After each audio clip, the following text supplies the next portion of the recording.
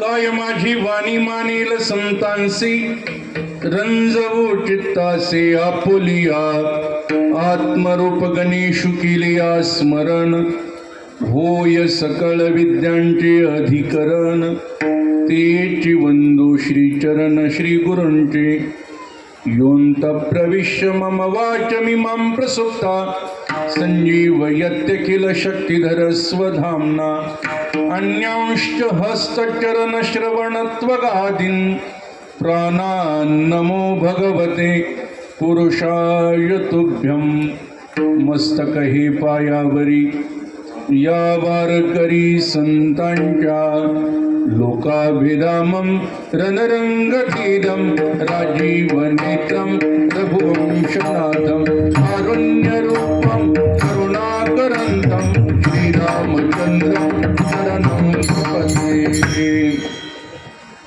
नागेन्द्रहराय त्रिलोचनाय भस्मांगरागाय महेश्वराय नित्याय शुद्धाय दिगंबराय तस्मिन्नकाराय नमः शिवाय तस्मिन्नकाराय नमः शिवाय तस्मिन्नकाराय नमः शिवाय।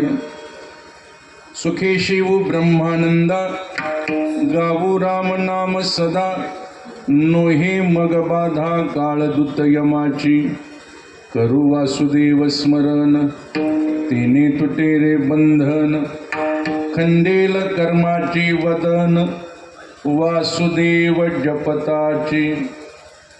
कीर्तनरूपी सेवेकरिता वा चिंतनाकरिता निवडलेला अभंग सर्वांच्या पाठ असणारा असा शांतीब्रह्म एकनाथ महाराजांचा वासुदेव पर प्रकरणातील 5 कडव्याचा हा वासुदेव चिंतनाकरिता निवडलाय। आवाज अभंगावर बेस कमी करा, मॉनिटरला आवाज द्या। आमचा आवाज पहिलाच जाड आहे, त्याला जाड कशाला करता आम्ही? आज या ठिकाणी हा जो कीर्तन सोहळा आयोजित केला आहे त्याच्या पाठीमागे निमित्त सर्वांना ज्ञात आहे. आपल्या सर्वांच्या सुपरिचित हरिभक्तिपरायण शंकर माधवराव गिऱ्हे यांच्या प्रथम पुण्यस्मरणाच्या निमित्तानं या ठिकाणी त्रिदिनी कीर्तन महोत्सव आयोजित केला आणि आज पुण्यस्मरणाचा समय आहे.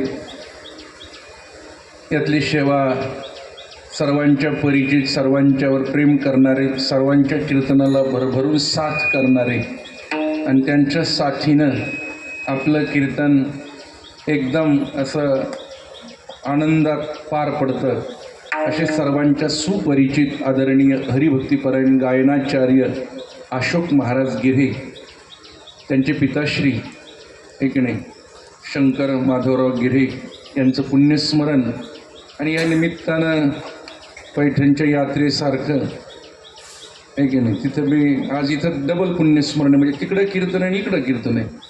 तिथं नाही की शेजारी फडाला फडत लागून कीर्तनं चालतात आणि इथं आज सगळी महाराष्ट्रातली दिग्गज मंडळी, आपल्या जिल्ह्यातील शेवगाव, नगर, पाथर्डी, नेवासा तालुक्यातील सर्व महाराज मंडळी, त्याच्यानंतर गायनाचार्य, मृदंगाचार्य महाराज, सगळे एक एका उन्ही बळीरे असे दिग्गज या ठिकाणी सगळे. त्यामध्ये ज्येष्ठ कीर्तनकार सहज त्यांच्या बोलण्यात विनोद होतो, ते करत नाहीत, सहज होतो. एक सहज काहीला ताणून करावा लागतो आणि ज्यांच्या सहज बोलण्यामध्ये विनोद होतो आणि ज्यांच्या आणि आमचे 3 पिढ्याचे संबंध आहेत असे आदरणीय हरिभक्तिपरायण ज्येष्ठ कीर्तनकार उद्धव महाराज आणि पिता पुत्र दोघेही. म्हणजे हे प्रेमाचं प्रतीक बघा. आता हे अशोक महाराजांनी काय कमवलं ते आज या निमित्तानं आपल्याला सर्वांना ज्ञात झालं. आमचे ज्ञानेश्वर महाराज आहेत, सोनवणे महाराज आहेत. आता मी यादी बघितली आणि अशोक महाराजांनी सांगितलं तुम्ही नाव घेण्याच्या भानगडीत पडू नका. ते आम्ही सर्वांची नावं घेऊ कारण यादी खूप मोठी आहे. तुम्ही नादी लागू नका म्हटले ठीक आहे, तुम्ही नाही म्हटलं आम्ही कशाला नादी लागू. तर एका शब्दात सांगेल, मी म्हणतो 8 दिवस जर 8 कीर्तने ठेवले असते अशोक महाराजांनी आणि दररोज एक वाजवणार वेगवेगळा ठेवला असतात तर तेवढे वादक इथं उपलब्ध आहेत. जवळजवळ 9 वादक मी थोडे बघितलं, जरा पाहिलं तर 9 वादक इथं एका होणीपळी जुने नवे सगळे आहे की नाही. इथं हरवणे महाराज आहे की नाही, त्यांच्यापासून इकडे आमचे साईनाथ महाराज शेवटचे धरून मधले मग सगळे आहे की नाही. तर असे सगळे ज्येष्ठ मृदंग वादक इथं आहेत. त्यातलं आहे की नाही जिल्ह्यामध्ये नाही, आता महाराष्ट्रभर ज्यांचं नाव आहे, हातामध्ये गोडवा असे ऋषिकेश महाराज फटांगरे आहे की नाही असे मृदंगाचे सेवे करतात, ते उपलब्ध आहेत.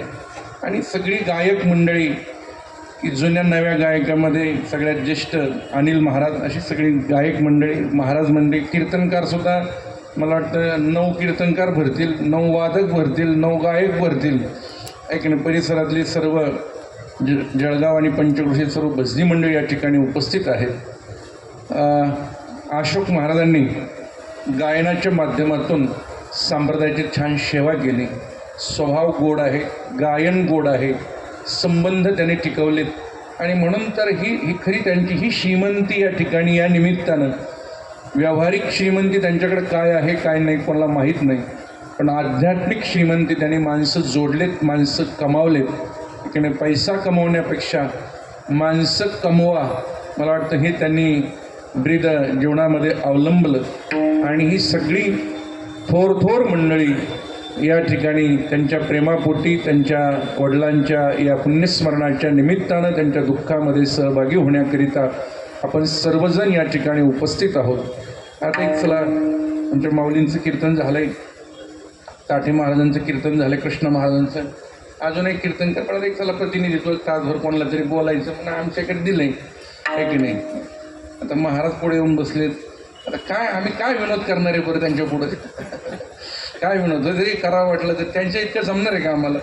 तर असो, सगळी नातेवाईक मंडळी आहे, सगळे गावातील त्यांच्यावर प्रेम करणारी, गिरी परिवारावर प्रेम करणारी सर्व मंडळी या ठिकाणी उपस्थित आहेत. तिघजण भाऊ सन्माननीय पुंडलिक शंकर गिरे, सन्माननीय विजय शंकर गिरे आणि हरिभक्तीपरायण अशोक महाराज गिरे, गिरे परिवार आणि त्यांच्या या कार्यक्रमाच्या निमित्तानं उपस्थित. आणि आजचा हा सोहळा आहे, पुण्यस्मरणाचा सोहळा आहे. जीवनामध्ये बरेच काही सोहळे आहेत, त्यातले प्रमुख 3 सोहळे आहेत. पण 3 सोहळ्याचा थोडा, त्यातल्या 2 सोहळ्याचा आपल्याला विसर पडला आणि एका सोहळ्यावर लय लोकांनी जोर दिला. तो सोहळा कोणता हो? हा, ऐकतोय मी जरा, कोणता सोहळा ज्याच्यावर लय जोर दिला? तो लग्न सोहळा आहे की नाही. संत वाङ्मयामध्ये 2 सोहळे महत्वाचे. देहाची या गावा आलिया, जन्म मृत्यूच्या सोहळिया, ना म्हणू नये धनंजया जिया परी. आणि जन्माच्या सोहळ्यापेक्षाही मृत्यूच्या सोहळ्याला संत वाङ्मयामध्ये खूप महत्व दिलं. महाराज म्हटले, तो आमचा सोहळा आम्ही आमच्या डोळ्यानं बघितला. आपुले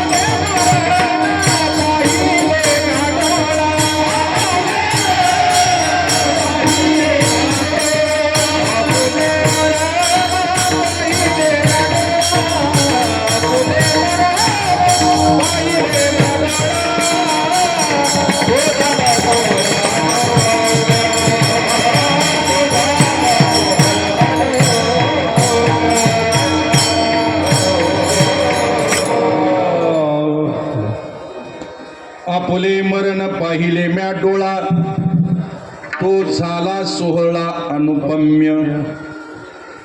महाराज म्हणतात, मृत्यूचा सोहळा आम्ही डोळ्यानं बघितला आणि तो अवर्णनीय झाला. तो झाला सोहळा अनुपम्य. अनुपम्य म्हणजे अवर्णनीय. तर माझा एक प्रश्न आहे, लग्नाचा सोहळा आपल्याला आपल्या डोळ्यानं बघता येतो. काय म्हणतो? लक्ष द्या, गरड पटेल. आपल्या लग्नाचा सोहळा आपल्याला आपल्या डोळ्यानं बघता येतो. लोक लग्नाचा वाढदिवस करतात. लग्नाच्या वाढदिवसाचा सोहळाही आपल्याला आपल्या डोळ्यानं बघता येतो. अनिल महाराज, अजून बरेच काही सोहळे माणसं करत असतात मधून. हे सोहळे आपल्याला आपल्या डोळ्यानं बघता येतात. माझा असा प्रश्न आहे, आपल्या मृत्यूचा सोहळा आपल्याला आपल्या डोळ्यानं बघता येतो का? बोला की, बोला ना, वाचने बोला. नाही ना. आणि मग महाराज कसं म्हणतात, आपुले मरण पाहिले म्या डोळा, तो झाला सोहळा अनुपम्य. आपल्या मृत्यूचा सोहळा आपल्याला आपल्या डोळ्याने बघता येत. बोला की राव, घाबरू नका, मी आहे तुमच्या सोबत. आता भिवू नका, आहे की नाही. आपला सोहळा आपल्याला आपल्या डोळ्याने बघता येत. आणि महाराष्ट्र इथं म्हणलेत, आपुले मरण पाहिले म्या डोळा, तो झाला सोहळा अनुपम्य. मग ही संगती लावायची कशी? आपल्याला तर आपला मृत्यूचा सोहळा डोळ्यानं बघता येत नाही. आणि महाराज म्हणतात आम्ही बघितला आणि तो अवर्णनीय झाला. आता कसं काय? काही माणसं देव मानित नाही. बरं काय काही माणसं देव मानित नाही. बरेच मानित नाहीत लोक, बरेच मानित नाही, बरेच मानित नाही. आता आपण मानलं न मानलं त्याच्यानं त्याचं काही बिघडत नाही. काय काय आपण देव मानला न मानला त्याच्यानं त्याचं काही बिघडत नाही.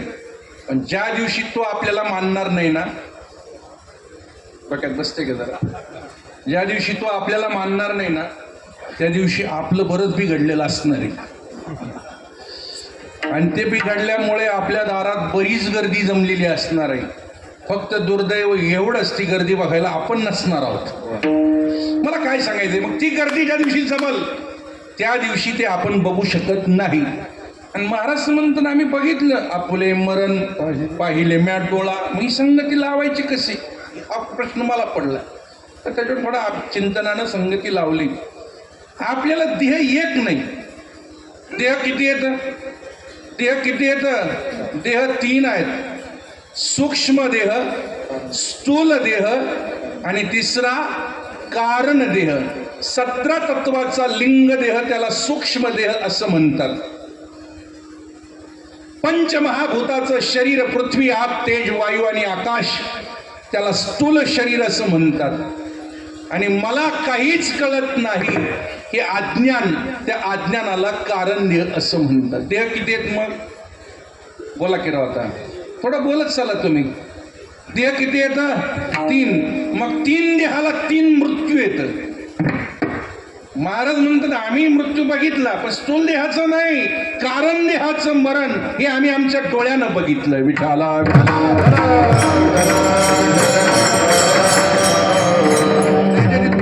यात इतकं गोड चिंतन आहे. देह 3 आहेत. विको देऊ नका, विको कमी कर. माझ्या माईकला फक्त शार्प आवाज ठेवा तुम्ही. हॅलो, आवाज वाढवा. देह 3 आहेत, मॉनिटरला आवाज नाही. हॅलो, देह 3 आहेत, विको कमी करा ना. Hello hello hello. देह किती आहेत, 3 देहाला 3 आजार आहेत. 3 देहाला 3 औषध आहेत. 3 देहाला 3 डॉक्टर आहेत. 3 देहाला 3 पथ्य आहेत. काय काय काय, 3 देहाला 3 मृत्यू आहेत. 3 देहाला 3 आजार आहेत. 3 देहाला 3 औषध आहेत. 3 देहाला 3 डॉक्टर आहेत. 3 देहाला 3 पथ्य आहेत. 3 देहाला 3 मृत्यू आहेत. स्थूल देहाचे आजार वेगळे, सूक्ष्म देहाचा आजार वेगळा आणि कारण देहाचा आजार वेगळा. स्थूल देहाचे डॉक्टर वेगळे, सूक्ष्म देहाचे डॉक्टर वेगळे, कारण देहाचे डॉक्टर वेगळे. स्थूल शरीराचं औषध वेगळं, कारण शरीराचं औषध वेगळं आणि सूक्ष्म शरीराचं औषध वेगळं. स्थूल शरीराचं पथ्य वेगळं, सूक्ष्म शरीराचं पथ्य वेगळं, कारण शरीराचं पथ्य वेगळं.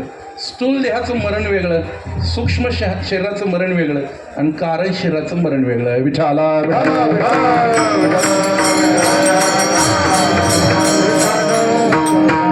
आता या स्थूल शरीराला किती आजार आहेत हो? स्थूल शरीराला किती आजार आहेत, किती आजार आहेत? 1 2 3 4 5 6 7 8 नाही नाही नाही, हे शेकड्यात नाही. महाराज म्हणले हे रोगाचं भांडार.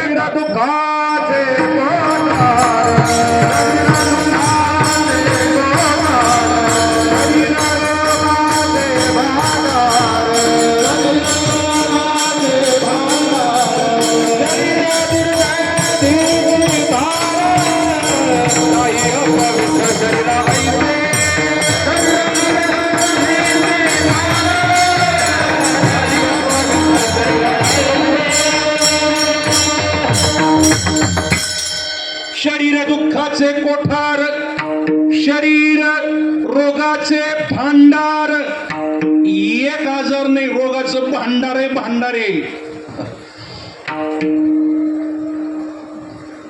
वात आहे का नाही, वात, वात. मला एक जणांनी सांगितलं महाराज त्या वातामध्ये 60 प्रकार आहेत. त्या ऐकूनच मला वात आला. वातात किती प्रकार आहेत? 60 प्रकार आहेत वाताची. मूळव्याध त्याचे प्रकार आहेत. म्हणजे प्रत्येक आजारात प्रकार आहेत. मग हे शरीर 1 2 आजार नाही, महाराज म्हणजे रोगाचं भांडार आहे, भांडार.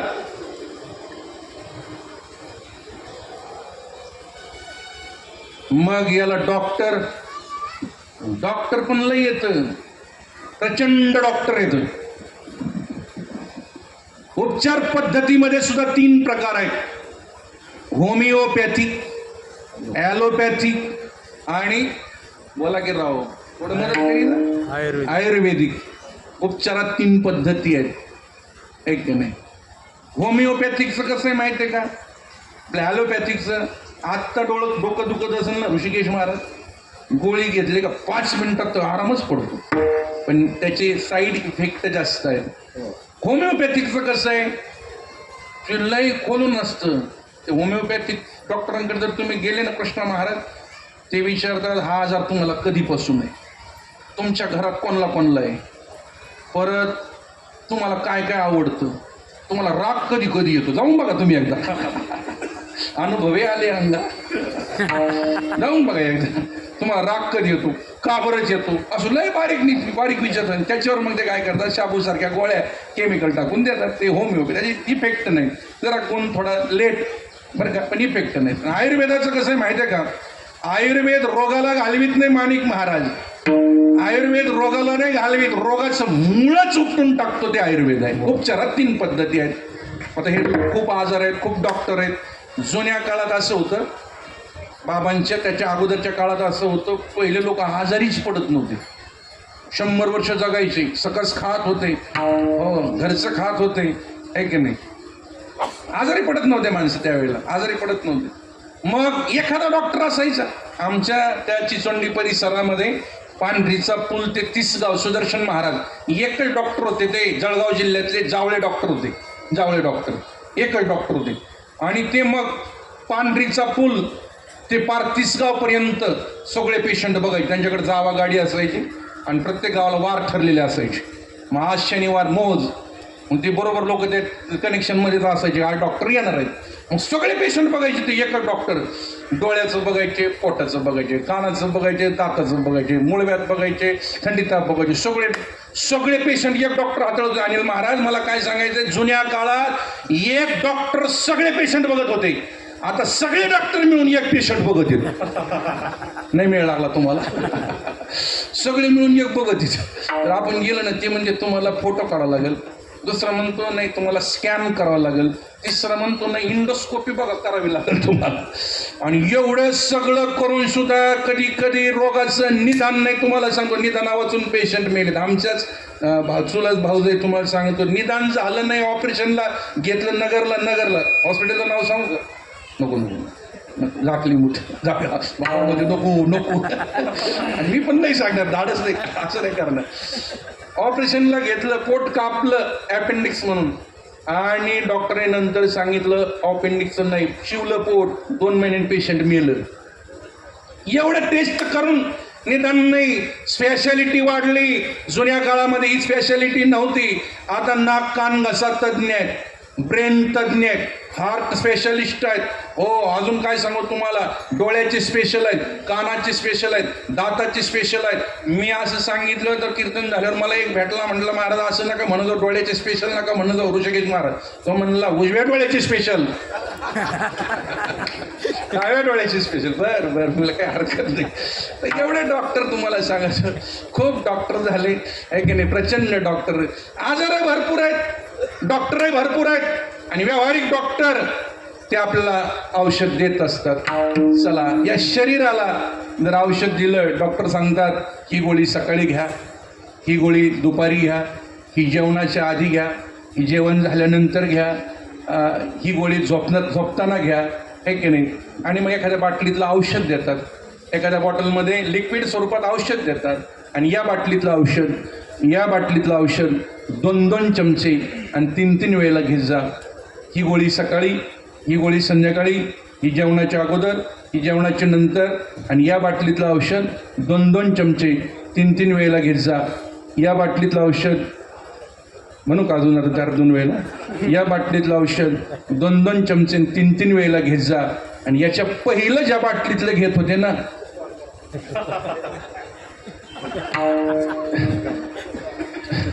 ते जरा बंद कर. हे उपाय करणार आहे, आणि ते पथ्य औषध आलं, डॉक्टर आले, पथ्य आलं. पथ्य आहे पथ्य. व्यवहारामध्ये डॉक्टर सांगतात या बाटलीतलं औषध घ्या आणि त्या बाटलीतलं बंद करा तर फरक पडल, नाही तर फरक नाही पडायचा. हे व्यावहारिक शरीराचे आजार. चला, स्थूल देहाचे आजार, त्याचे डॉक्टर भरपूर येतं, औषधं भरपूर आहेत, उपचार भरपूर आहेत, पथ्य भरपूर. जाऊ दे. सूक्ष्म शरीराचा आजार वेगळा, त्याचा डॉक्टर वेगळा, त्याचं पथ्य वेगळं बरं का. त्याचे उपचार. सूक्ष्म देहाचा डॉक्टर, सूक्ष्म देहाचा आजार कोणता आहे तर पाप पुण्याचा आजार आहे. सूक्ष्म देहाला जो आजार आहे तो पाप पुण्याचा आजार आहे. आणि त्याचा डॉक्टर कोण आहे तर त्याचा डॉक्टर या विश्वामध्ये एकच आहे. तो राहतो कुठं? पंढरपूरला. वैद्य एक पंढरीराव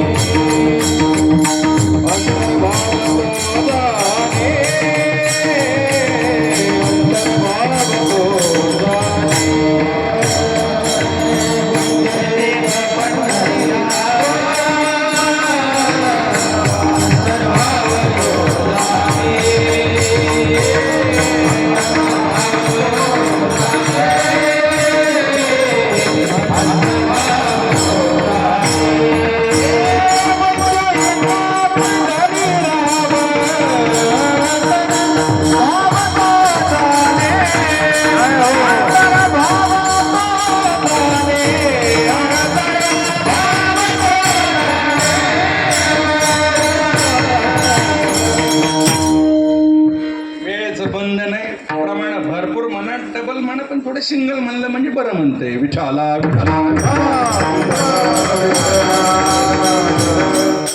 पाप पुण्याचा डॉक्टर या जगामध्ये एकच आहे, तो पांडुरंग परमात्मा. वैद्य एक पंढरीराव अंतर्भाव तो जाणे.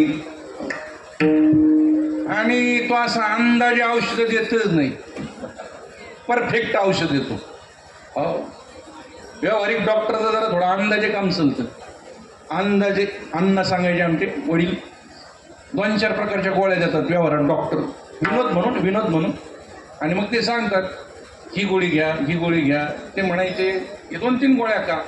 ते म्हणायचे हिनं नाही बरं वाटलं तर तिनं बरं वाटेल, तिनं नाही बरं वाटलं तर खालचीनं बरं वाटेल, तिनं बरं वाटलं तर तिनं बरं वाटेल, नाही तर मग 2-4 दिवसांनी या परत. असं अंदाजे काम पांडुरंगाचं नाही, बरोबर परफेक्ट निदान आहे.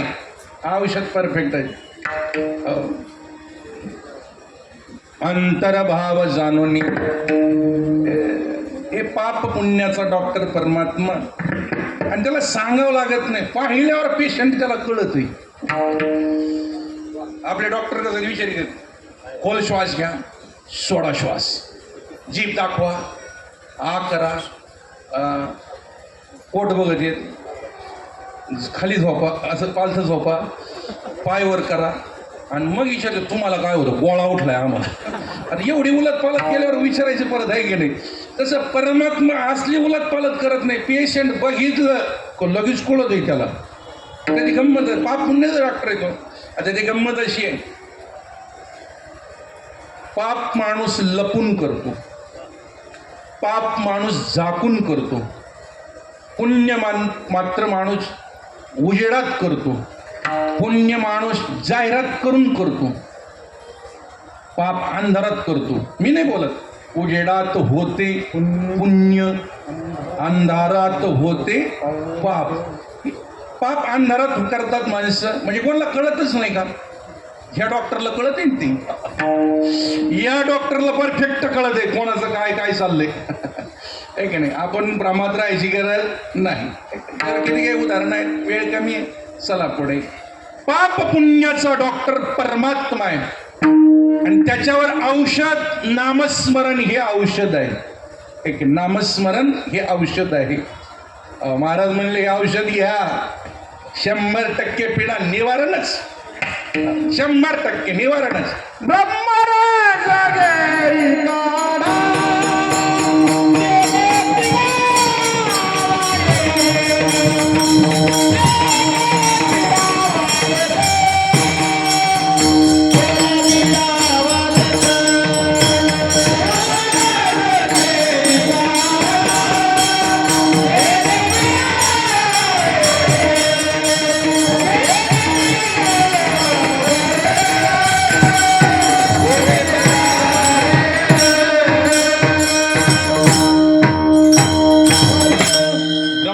ब्रह्मरस घेई काढा, ब्रह्मरसाचा नामस्मरणाचा काढा घ्या, 100% पिढाच राहणार नाही, तेने पिढा वारेल. मग इथं पण पथ्य बरं का, जसं तिथं या बाटलीतलं 2-2 चमचे 3-3 वेळेला घेत जा आणि त्या बाटलीत लगेच जाऊ नका, तसं इथं पण पथ्य आहे. पथ्य नाम विठोबाचे अनेक वाचे नसेबी. नामस्मरण करा पण वाचे न उगाच कोणाचं पाड उचकीत बस जाऊ नका. नाही कळलं, म्हणजे निंदा करीत जाऊ नका. माणसं म्हणले आम्ही निंदा नाही करीत, माणसं काही काही माणसं निंदा करीत नाही, तर ते थोडे वेगळ्या जातीचे, ते शब्द नाही वापरायचा आपल्याला. नको नको नको वापरायचं नाही, ते वेगळ्या अंगाचे ते तुम्हाला. पण ऐकायला इतकं मन लावून ऐकत येत ना, म्हणजे आम्ही कोणाची करीत नाही, तर पण ऐकायला पारायणापेक्षा प्रवचनापेक्षा मन लावून ऐकत येतं. महाराज म्हणले ऐकू सुद्धा नका अनेकांचे कानी गुणदोष मना न आणू नका, ऐकू नका. जेवढं निंदा करणारला पातक आहे ना, तेवढं ऐकणारला पण नाही. 10 अपराध वगळून नामस्मरण करायला सांगितलंय नारद भक्ती सूत्रामध्ये. 10 अपराध सांगितले. हे आपल्याला नामस्मरण आपण करतो पण रिझल्ट का मिळत नाही, त्याचं फल का मिळत नाही, तर पथ्य पाळीत नाही आपण. जसं मागं जाऊ थोडं, व्यावहारिक शरीराच्या आजारामध्ये काही काही लोकांना लिव्हरचा आजार होतो. लिव्हरचा आजार कधी होतो? बसले डोक्यात का नाही बसले होय? लिव्हर खराब कधी होतं ते सांगावं लागेल तुम्हाला. म्हणजे ऐकून तर आहे की नाही आपण. आणि असं लिव्हर खराब झाल्यानंतर तो माणूस डॉक्टरकडे जातो, डॉक्टर त्याला उपचार करते. मी कालच एका पेशंटला, म्हणजे ते माणूस गेला, तो असंच खराब होऊनच गेला, त्याला भेटून आलो. मग ते 2 महिन्याच्यापासून उपचार घेत होतं, पण उपचार घेत होतं पण दम निघत नव्हतं. बसले डॉक्टर उपचार घेत होता, पण मधून मधून हे औषध घ्यायचं आणि ते औषध घ्यायचं, मग त्याच्यामुळे त्याला इफेक्ट रिझल्ट मिळाला नाही, गेला. तर उद्याच प्रवचन आहे माझं. मुद्दा काय आपला, फक्त पथ्य नाही पाळलं एवढंच आहे, बाकीचं काय करायचं आपलं गेलं नाही. पथ्य पाळीत नाहीत माणसं. मग परमार्था सुद्धा पथ्य नाही पाळलं तर गुण येत नाही. आणि म्हणून इथं पथ्य 10 अपराध वगळून नामस्मरण करायचं सांगितलंय. पाप पुण्याचा डॉक्टर परमात्मा आहे, त्याच्यावर औषध नामस्मरणाचं आहे. पथ्य या वाचन निंदा करायची नाही, निंदा ऐकायची नाही. ज्याचं नामस्मरण करतो त्या परमात्म्यावर अतूट आपली श्रद्धा विश्वास असे 10 मुद्दा आपला इथं आहे. चला पुढे. सूक्ष्म देहाचा आजार वेगळा आणि आता राहिला कारण देह, त्याचा आजार वेगळा. कारण देहाचे डॉक्टर वेगळे. तर कारण देहाचे डॉक्टर कोण आहेत? कारण देहाचे डॉक्टर कोण आहेत? तर कारण देहाचे डॉक्टर या जगामध्ये श्री गुरु व संत हे डॉक्टर आहेत. आणि हे डॉक्टर कसे आहेत? हे डॉक्टर व्यवहारातल्या डॉक्टर सारखं पैसे कमवण्याकरता यांनी दवाखाने टाकले. हो आम्ही वैद्य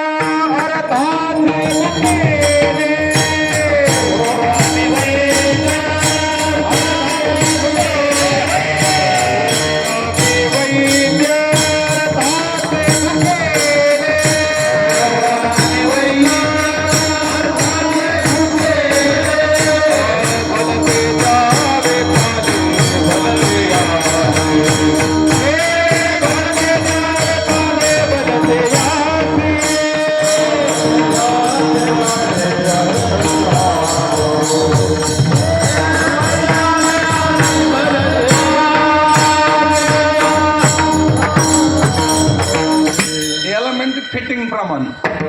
काही वेळेला पाचरीला पाचर द्यावं लागत. पाचरच अशी पाहिजे. आता पाचरीला पाचर म्हणजे सगळं अवघडच झालं की नाही. प्रमाण व्यवस्थित पाहिजे, फिटिंग. मग त्याला प्रमाण द्यायला बी थोडा मग काय लागत, पाठांतर अभ्यास लागतो. बळजबरीनं काही प्रमाण, फक्त वातावरण खराब होऊ नये म्हणून घ्यावं लागत. विठाला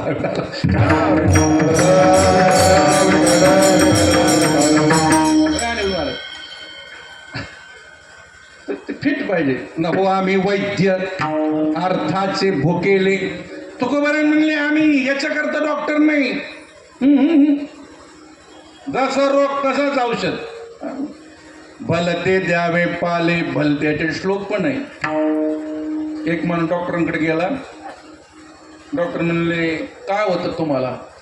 अनिल महाराज, काही माणसाला काय होतं हे सांगता येत नाही, होतंय पण सांगता येत नाही. तो म्हणला मला कसं नुसतं होतंय, त्यांनी सांगितलं. दररोज ऐकले त्याच्यामुळे त्यांना पाठच आहे पुढं काही. आम्ही तरी एका दिवशी खाडा होतो बाबा आपला, ही 3 वाटा लावल्याशिवाय झोपतच नाही ती. 3 कीर्तन सेवा पार पाडते ती, आहे की नाही. सकाळी 10व्याचं, दुपारी काल्याचं, संध्याकाळी परत सप्त्यातलं, आहे की नाही. जमलं तर 4ही होते, आहे की नाही भागवत महाराज. त्याच्यामुळे सगळं तयारी त्यांची. डॉक्टरने विचारलं काय होतं तुम्हाला? ते म्हणले कसं तरी होतंय. डॉक्टर म्हणले नेमकं कसं होतंय? तो म्हणलं तेच कळत नाही, कसं तरी होतंय. होतंय पण कसं होतंय, काय होतंय कळत नाही. डॉक्टर म्हणले मग एक काम करा, कशाचा तरी पाला घ्या, कुठंतरी वाटा उघडा, कुठंतरी लावा, मग काहीतरी होईल. हे मोघम नाही. महाराज म्हणले भलते द्यावे पाले भलते याचे. असलं नाही. तुकोबाराय म्हणले आम्ही जसा रोग तसंच औषध, रोगाईशा द्याव्या वल्ली, जेणे झाली बाधा ती. मोघमच औषध नाही द्यायचं. जो रोग आहे ना, नाही तर कधी कधी काय होतं, आजार दुसरं एक पाखलेलं इंजेक्शन, बस कळलं ना. आजारी टोंग पडेल इंजेक्शन पाखलीला. तर तसं नाही. जिथं जो आजार तेच औषध आणि परफेक्ट. आणि आमच्याकडे एकदा औषध घेतलं तर गिराईक माग नाही, असतच जात. असे कारण देहाचे डॉक्टर तुकोबाराय आहेत, संत आहेत. आणि त्यांनी एकदा तत्वज्ञानाचा उपदेश केला, ब्रह्मज्ञानाचा उपदेश केला की मग मी अविवेकाची काजळी फेडोनी विवेक दीप उजळी, तै योगिया पाहे दिवाळी निरंतर. आणि मग एकदा अज्ञान गेलं का त्या जीवनामध्ये काय आनंदाच आनंद नाही, या आनंदाशी जोडा. म्हणून महाराज म्हणले ते अज्ञान गेलेलं, जीवदशा गेलेली, शिवदशा प्राप्त झालेली, ही आम्ही आमच्या डोळ्यानं बघितलं आणि तो झाला सोहळा अनुपम्य. आता बसलं डोक्यात, नाही तर हे काय व्हायचं, मरण आपुले मरण आणि पाहिले मी डोळा, नेमकं कसं काय बघता येईल बुवा. तर देहाचे 3 मृत्यू आहेत आणि ते त्या जीवनातलं अज्ञान गेलेलं हे आपल्याला डोळ्यानं बघता येऊ शकतं. असा हा आज सोहळा आहे. तर हा स्थूल शरीराचा सोहळा म्हणजे आज वर्षापूर्वी त्यांचा स्थूल देह त्यांनी ठेवला. आणि आपल्याकडं हिंदू धर्मामध्ये गरुड पुराणाच्या अनुषंगानं सूक्ष्म शरीराच्या प्रवासाला 1 वर्ष लागतं आणि आज तो प्रवास पूर्ण होतो. पुण्यात्मा वा पापात्मा भगवंताच्या वा यमराजाच्या दरबारात पोहोचतो. तिथं त्या निमित्तानं आज ही पुन्हा नामचिंतनाची आदरांजली आणि त्या निमित्तानं आपण सर्वजण या सोहळ्याच्या निमित्तानं उपस्थित. विठाला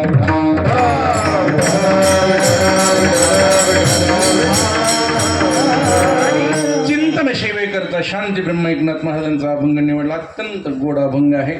महाराज सुद्धा इथं आपल्याला सगळ्याला बाधा झाली, बाधा, आणि त्या बाधेवर औषध देतात. तुम्ही म्हणाल आम्हाला कशाची बाधा झाली, तर बाधेत लय प्रकार आहेत बरं का, पण 2-3 प्रकार ढोबळ बघता येतील. पहिली जुन्या काळात लोकांना बाधा व्हायची. महाराज जुन्या काळात लोकांना बाधा व्हायची, झपाटल्या जायचे लोक. त्यांना कोणती बाधा व्हायची जुन्या काळात? बुधबाधा व्हायची. बुधबाधा म्हणजे जुन्या काळातच होती असं नाही, अजून सुद्धा आहे. अजून सुद्धा आहे. आमच्याकडे आत्ता 2 महिन्यापूर्वी एक प्रकरण घडलंय. बाई आजारी होती. आता बाईला कॅन्सर होता, पण प्रथम दशेमध्ये लक्षात नाही आलं. थंडी ताप यायची, मग ती डॉक्टरकडे जायची, इंजेक्शन घ्यायची, सलाईन घ्यायची, परत ताप यायची. मग ती बाई देवराशाकडे गेली आणि देवराशाकडे जवळजवळ महिना घातलं. तिने द्वारे बरं तुम्ही बाहेरचं झालंय आणि ते ताप आणि थंडी चालूच. मग डॉक्टरने सांगितलं तुम्हाला बरेच सलाईन इंजेक्शन झाले, तुम्ही आता जरा नगरला जाऊन चेक करा. आणि मग नगरला जाऊन चेक केलं तर ते म्हणले नाही तुम्ही पुण्याला जा आत्ताच्या आता. पुण्याला गेले, पुण्याला निदान झालं. म्हणले ब्लड कॅन्सर आहे तुम्हाला, गेली पाहिजे. मुद्दा काय, पण तरी आजही रोजी माणसं दोरी गंडे देवरस्मन करणारे बाहेरचं झालं म्हणतात. बाहेरचं आपले संदीप महाराज नाहीत भाऊ, सुदर्शन महाराज, त्यांचे भाऊ आता ॲडमिट आहेत ना, आजारी, त्यांचं ऑपरेशन झालं. तिने सुद्धा दोरी घालून घेतली होती. डॉक्टर म्हणले दोरी द्या फेकून, पाहिली काल ऑपरेशन केलं त्यांचं. आहे की नाही? अजून माणसं दोऱ्या घालते दोऱ्या. म्हणजे पहिली बाधा आहे भूतबाधा. आणि या भूतबाधेवर सुद्धा आमच्याकडं संप्रदायामध्ये रामबाण उपाय महाराजांनी सांगितलं. हरि उच्चारणी हरि उच्चारण मंत्र हा घात पळे भूत बाधा फेड. यार भूत व्यावहारिक भूतबाधेवर सुद्धा अध्यात्मामध्ये उपाय आहे. पळे भूतबाधा फेडे. चला दुसरी बाधा आहे अजून एक. कोणती बाधा? तर कल्पनेची बाधा. महाराज म्हणले भूतबाधेपेक्षा कल्पनेची बाधा लय वाईट आहे. आणि ती कोणाला होऊ नये बरं का. महाराजांनी प्रार्थनाच केली. काय प्रार्थना केली? काय प्रार्थना केली? काय प्रार्थना केली? कल्पनेची बाधा न हो कोणी काळे. कल्पनेची बाधा न हो कोणी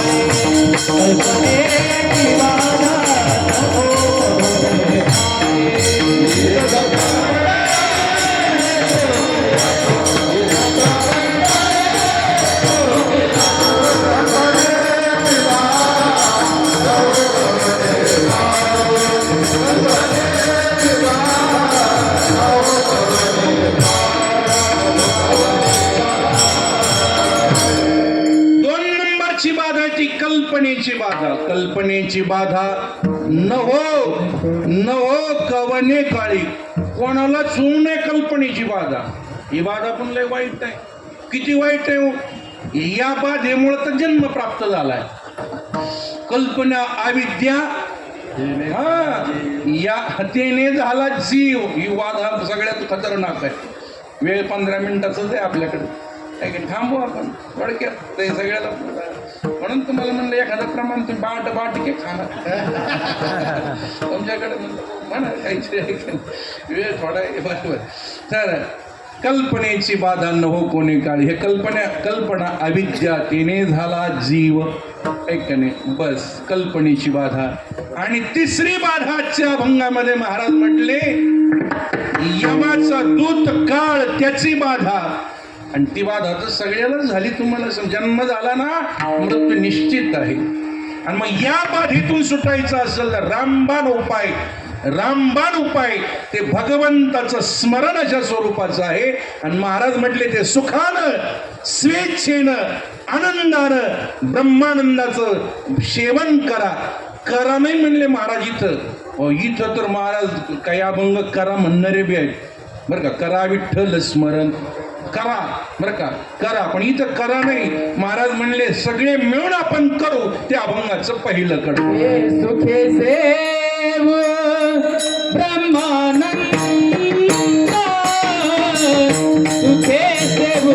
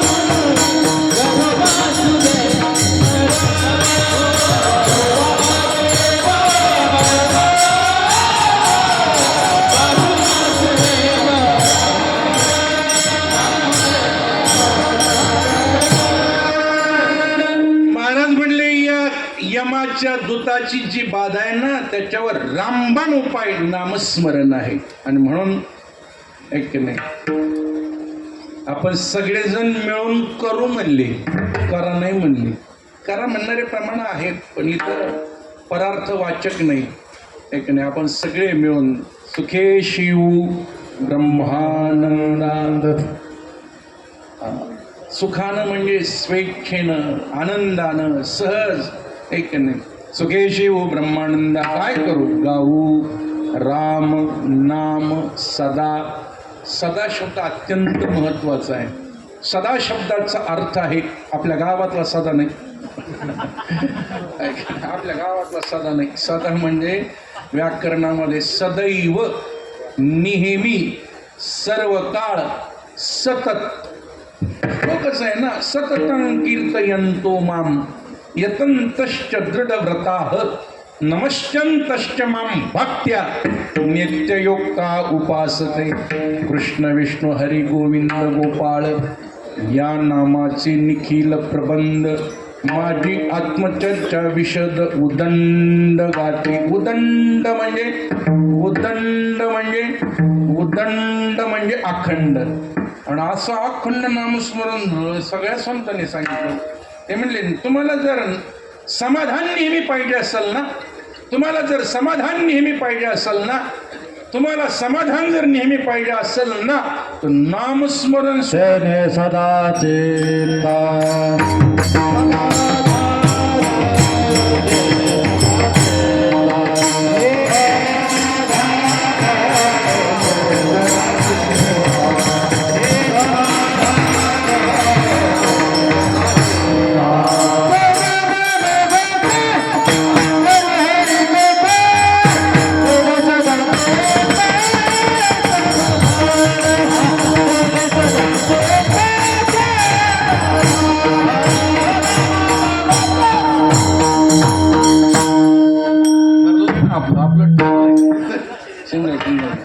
सदा नाम घोष करू हरी कथा परिणाम तेने सदा चित्त समाधान. समाधान सदा पाहिजे तर नामस्मरण पण सदा करावं लागेल. कदा